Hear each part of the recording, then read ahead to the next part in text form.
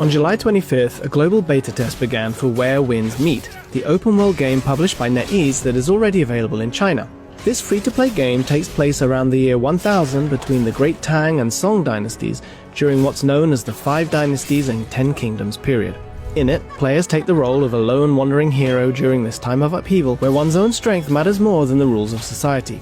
IGN readers may not be too familiar with the 5 Dynasties and 10 Kingdoms period, but don't worry, the same even seems to apply to players in China.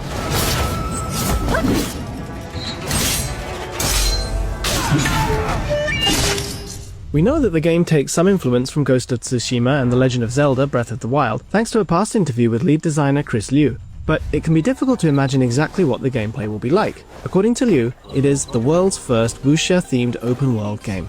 Once I got my hands on the game, I found Where Winds Meet was indeed a wuxia game through and through, with the strength of the concept bringing together a variety of elements seen in games today. Once you finish with character creation and begin playing the game, you're first met with a graceful man with flowing hair resting in a bamboo grove while holding a baby to his chest, almost like Zhao Yun from the Romance of the Three Kingdoms. Then, another handsome and long-haired man comes along to talk to him, and it seems that this man with the baby has betrayed his school. 你我同我 He hops on a white horse, then gallops through the bamboo while avoiding his pursuer's weapons, at times in slow motion.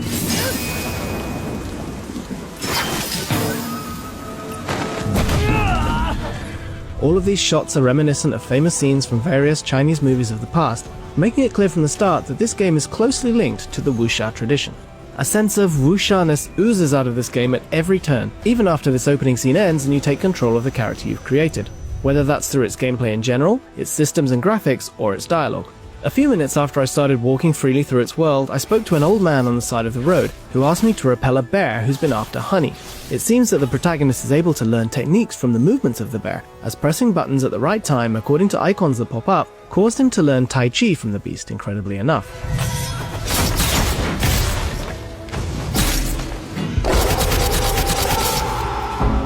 All of this serves as a tutorial for the mystic arts that make up part of your arsenal. But more importantly, this process of observing familiar objects in nature to learn abilities and grow stronger gives the player a strong sense of the game's wuxia flavor.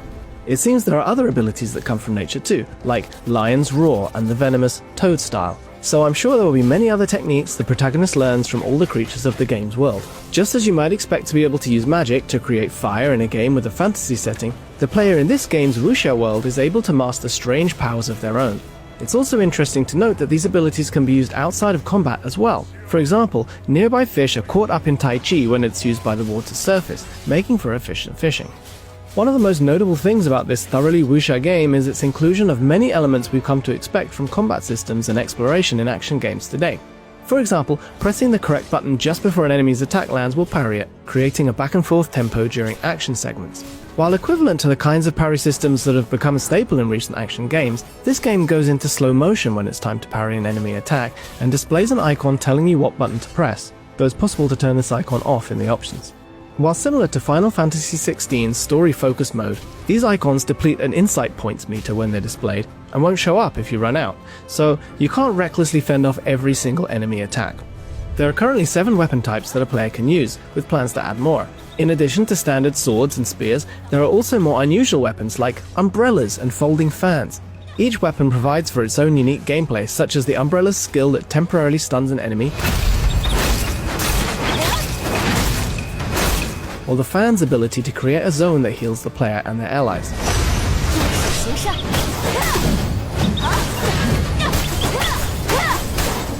Players can equip both a main weapon and a sub-weapon, each enabling a variety of martial techniques. What techniques are available to you will also change based on the school you study under, with a total of 11 available schools.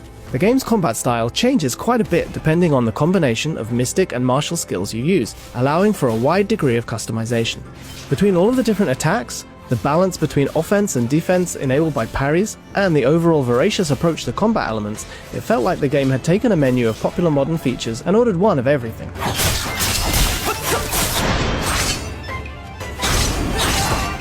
The bow and arrow is treated differently whether it's being used as a main or a sub-weapon, capable of attacking enemies from afar while also solving puzzles by burning through vines to open up pathways.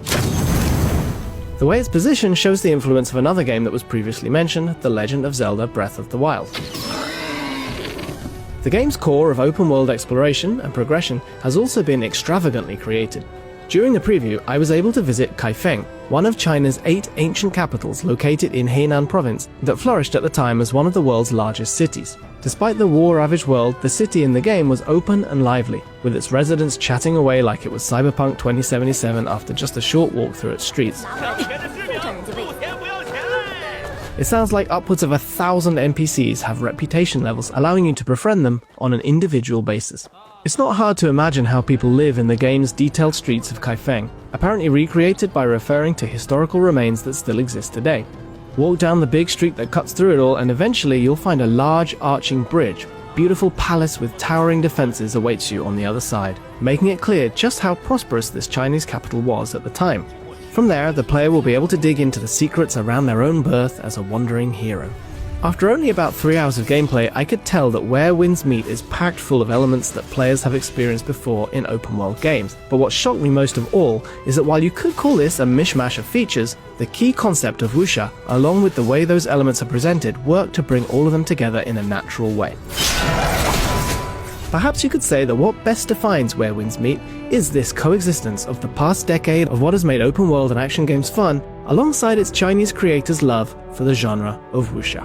Where Winds Meet will be released in the West in 2025 on PlayStation 5 and PC. For all your other cool game stuff, you're already in the right place. Yep, you guessed it, mate. IGN.